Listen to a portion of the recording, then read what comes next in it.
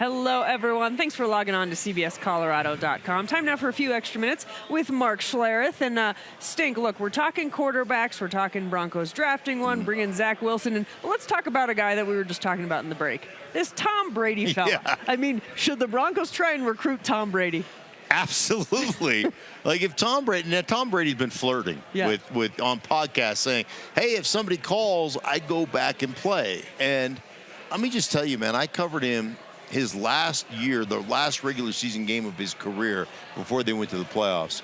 And that dude, and that was just a year or 2 years ago, I guess. It was after he was 45. He'll be 47 this August. I celebrate his birthday. But the bottom line is the guy, there's no question in my mind that he could come back right now and still be a top 5 quarterback in the league at 47 years old. And I remember being on ESPN all those years ago, like he was 38, 39, and he had said, I could play till I was 50. Yeah. And we all sneered and chuckled and, oh, isn't that cute? Tom Brady thinks he could play till he's 50. And I'm like, I'm not so sure that he couldn't come back and play another 2 or 3 years and basically prove us all wrong. So I'd love to see him, whether it's here or whether it's somewhere else, I'd love to see Tom Brady come back to the league.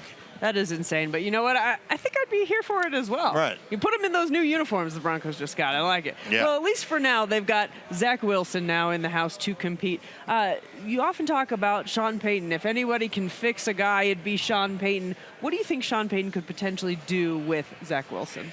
Well, I think, one, you have to look at Zach Wilson from a talent standpoint. When he came out in the draft, there were, I would argue that he athletically, both arm talent-wise and just athletic presence, I would say that he was probably as good, if not better than anybody in that particular draft. Now, a lot of what happens to you as a player depends upon where you go.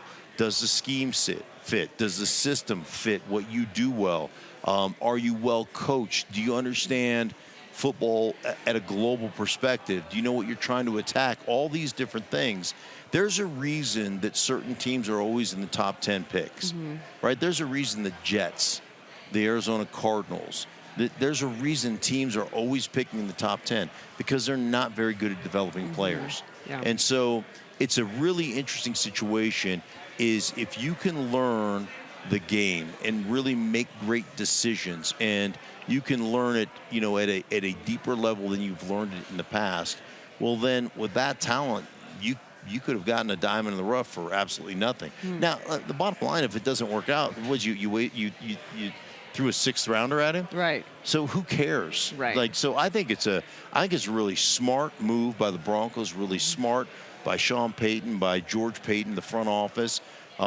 Because if you do find a guy that's developable, that you can develop, I almost made up a word there, but if you find a guy that you can develop, man, the sky's the limit. Yeah. And so I think it's a great move by the Broncos. When you look at who Zach Wilson or whoever the quarterback might be throwing to, Courtland Sutton, of course, the name keeps coming up. Do you think the Broncos deal him? Do you think they should deal him? What do you think happens? Yeah, well, I think Courtland had a good year last year with 10 TDs, but, you look at what he was able to accomplish. He had, 58, 59 catches for 700 and some odd yards. Here's how I always look at it from a player's perspective.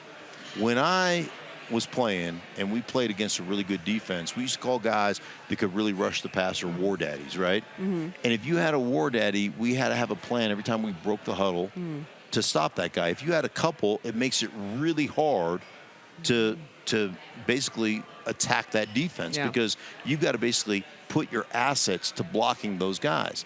And so if we played a team where we didn't feel like anybody truly threatened us, where we had to double team guys, it was like, we'll run, we're going to run through you like poop through a goose. Like, we're going to crush you.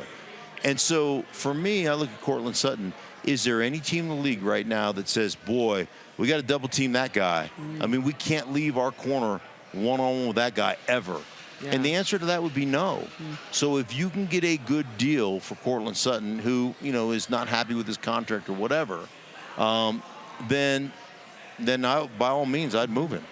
I like it. All right, I get last one before we let you go. Yeah. It's been a long time since it feels like the Broncos have invested early in the draft in the offensive line. Where's your priority? Should they go offensive line, edge rusher? What do you think they got to get in this draft and really invest in? I would love, I think tight end is always a position that I think, what people don't really understand is next to the quarterback, your knowledge of the game has got to be probably second to the quarterback from the standpoint of all the shifts, all the motions. You can play the Y tight end, you can play the shift guy, the backside H tight end or F tight end in the West Coast offense. You can play fullback. There's a myriad of different positions that you could line up in and play in, and you've got to be able to understand all those. If you're splitting out, you could play, like a lot of times you can get 12 personnel, which is 2 tight ends, but one of the tight ends is actually a slot receiver, so you're running 11 personnel plays. So now I have to know all the route trees of the slot receivers, right? And so there's so much on your plate, and if you can get one that can do all those things and isn't a tell, like a lot of times certain guys come into the game, you're like, oh, they're throwing it here because that's all the guy can do. He won't block, a soul. And then there's sometimes the guys come in and all they can do is block. And so then it becomes a big tell. So I'd love to see them invest in that position. You can never go wrong with an edge rusher if you can get a guy that can absolutely turn a corner and be one of those war daddies that I talked about. Yeah. Like those guys are big time.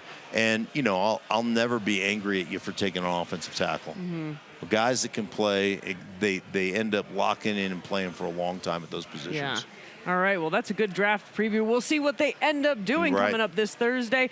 Stink, we just love having you on. I could keep you here for hours, but we got to go watch the Nuggets game. Yeah, right? We got to get out of here. Absolutely, 100%. Always such a treat. Thank you so much. Thank you. My pleasure. Thanks for joining us, guys. We will see you next time.